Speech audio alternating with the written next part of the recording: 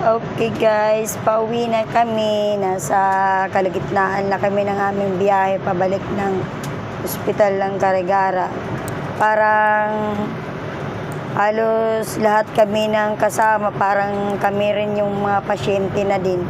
Sakit sa ulo, sobrang nahihilo ako tapos nasusuka. Ayun, yung isa naman, naghingaturog.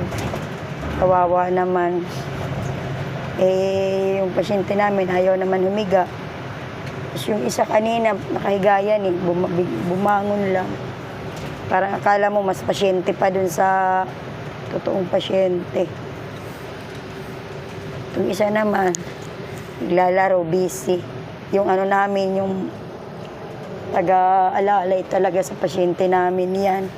Kaya yan ang pinili kong kasi yun ang malaking tao eh. Hindi kaya ng mga pamangkin o apo ni Tio Rolly. Ay, apo ka na rin ba ito? Pamangkin. Okay. Nahihilo ako, ganun talaga pag nagbibiyahe ako. Hilo.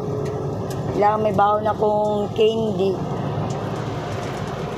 Tsaka pang-plus, parang bata. Yan na kami. Living Tacloban City. Living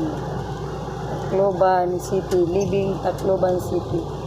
Okay, bye-bye.